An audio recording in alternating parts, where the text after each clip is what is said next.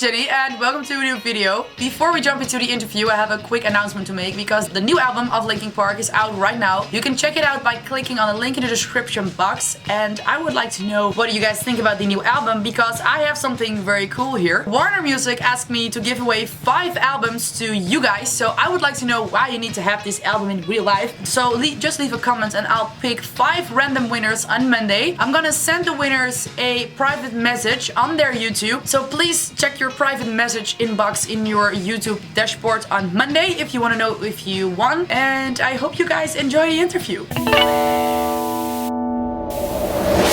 Hey guys, it's Jenny, and today I'm here with Bennington from Linkin Park. We're going to talk about the new album that just came out, One More Lie. But before we start, did you visit any museums? Because I checked your Instagram yesterday. You know what I did actually? Do you want to hear my day? It might make you a little jealous if you're into this kind of stuff. I didn't go to a museum because I would have gone by myself, and that's not really my thing. I would have gone if Mike was up and running around, but he was tired, so he went to sleep. So I got a facial, I got a body scrub, I got a body wrap, mani-pedi. I'm wearing Linkin Park After Dark, by the way. Mani-pedi, and then like an hour-long massage. So I was like 4 hours in the spa. Then I took a nap because I was tired, and then I went to dinner, and the dinner was like 5 hours long. Oh, really? So it was like an omakase kind of thing, so just like it was like a coursing dinner. Okay. So it was cool. So we like just hung out with my homies, and then at the end of the dinner, Black Eyed Peas happened to be at the same restaurant. So we said hello, of course, before we sat down and ate. But then afterwards, will.i.am came over, and we had a very interesting conversation for about 45 minutes. Awesome. And then I played Clash Royale for like 3 hours. Okay, cool. That was my day. So no, I did not make it out. Yeah, well that's fine. You had a great day. I've heard the new songs. I really enjoyed Heavy. That's my favorite for now. I was wondering, why did you decided to go in such a different direction? You know, we actually don't, like, I think a lot of people may just, I mean, it makes sense, but you'd think like a band gets together and is like, okay guys, like, here's what the next record's gonna sound like. Mm-hmm. Here's what we're going to do. Here's what we're gonna do the same, here's what we're gonna do different. It kind of doesn't work that way for us, at least. Like, we kind of get on a boat, a creative boat, and then we kind of let the winds take us wherever it may take us. Yeah. And we hope we don't crash and drown on the way. You know, and so you know, or run out of food. And so no, but on this time around, like, I think the main differences in why the record sounds the way it is certainly wasn't because we were like, hey, let's go make this type of record. All we really ever want to do is write the best music we can. In the past, what we've done is, you know, the guys who are good at writing the musical stuff write a bunch of demos. It happens to normally be Mike and Brad. They write the bulk of the stuff that the band generally leans towards. And Mike is so good at like making tracks. Yeah. That like it's like my example of a demo is like I go da na na na na na na na into my phone, and then like I play like an acoustic guitar kind of, and it's like that's.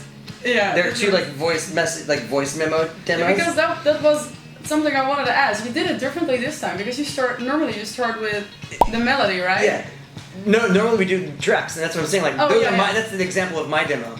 Mike's demo sounds like a fully finished Linkin Park song on an album. And he's like, listen to this, and like, of course, everyone gravitates towards that one because it sounds so awesome, right? And so what we do is like we've in the past we'll have all these demos to listen to, and there could be 40 or 50 demos, and we listen to them and we kind of mark which ones we like. We have like a list of the names of the demos, and then we kind of compile which ones, and we see which ones got the most marks. So out of the 40 demos, like we could have 15 of them that got like 4 marks or more, right? And out of those 15, 8 of them had 5 or more stars or 5 or more marks. Those are the ones we start to, you know, work on, and some of those songs dictate what kind of emotion we talk about. Yeah, right? because And so we end up with a record that is written around the track, right? So this time around, we actually started the process with like having a conversation about our day. Like, what's going on with your life. Yeah, because you guys had a rough year, right? That's what I've heard, and that's. It seems like every year of my life is a rough year. Yeah. It just depends on how I look at it at the end of the day. Like, you know, some years I have a better perspective than others, and so yeah, like 2015 was a really horrible year for me. 2016, not the best, but it was getting better. 2017, fucking kicking ass. So you know, like.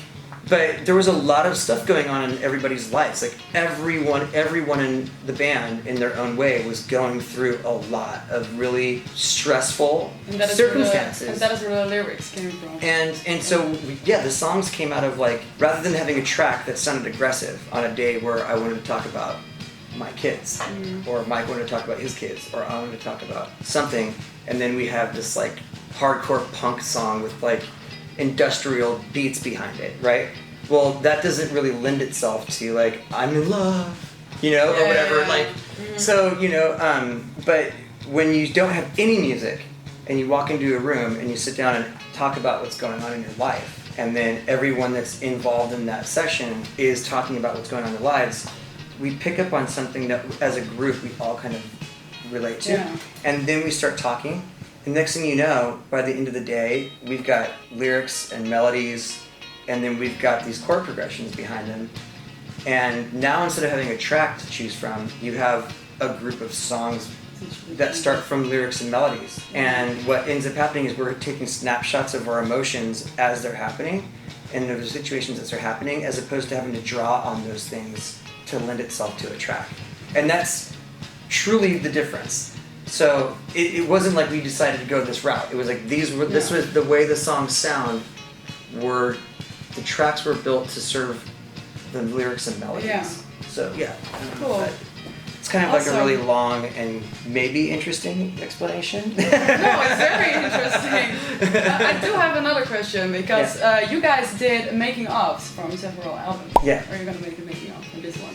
You know, we always film all the time, and we've noticed that for us it kind of seemed like things were kind of like the same, like we were just capturing like the kind of like process. So we've been there's a lot of things we're showing, like a lot of behind the scenes stuff, a lot of like the making as we're like putting out as the songs come out, but we're trying to do it in a way that really captures more of the less of the kind of shop talk kind of stuff and more of like the actual like emotive process and of like what is it we're writing about, like what's going on in our lives, and we're trying to, you know, really bring more of a put ourselves out there as opposed to like this is what we're doing in the studio, like today we're tracking drums, you know, and so yeah, there's a lot of good stuff out there, but it's hopefully not going to be in the same tone as it has in the last couple records. Okay. Yeah. Cool. Then I have some questions I got from our followers. I tweeted something, and I got a lot of "you have awesome fans." They retweeted everything. They came from all over the world, and they're active. Yeah, and they asked some interesting questions. So I picked out my favorites.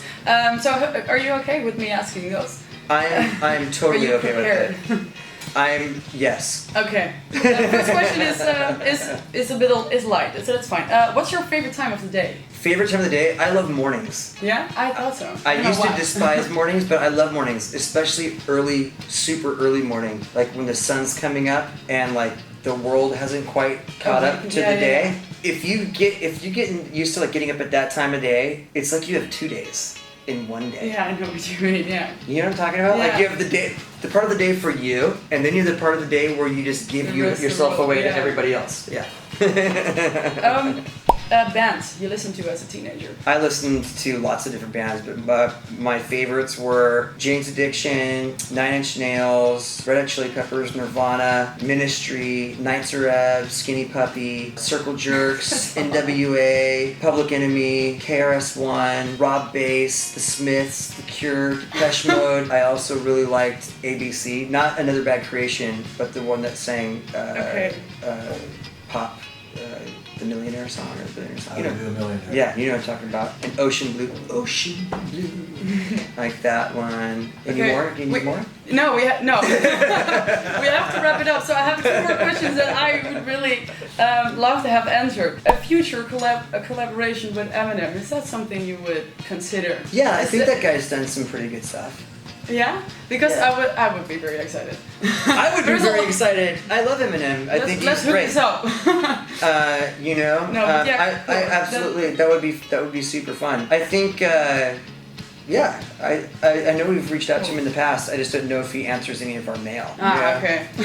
Well, yeah, it's good to know that you're into it. Maybe. Yeah. Okay, and my last question is, can we expect Cookies Volume 2? You know, that would be fun. Yeah, right? That would be fun. Talk about a wacky little piece of nuggety yumminess for our fans. Me and Mike are always making up like stupid, crazy, silly songs. So I wouldn't be surprised if we put out something else. Awesome. That's kind of silly. It was a very important question. That's what she quoted after the question. It's a very important question. Okay. I don't know if we're going to call it Cookies Volume 2. You know, we might call it something like the Dirty Socks, you know, Tales, or like, you know, I don't know.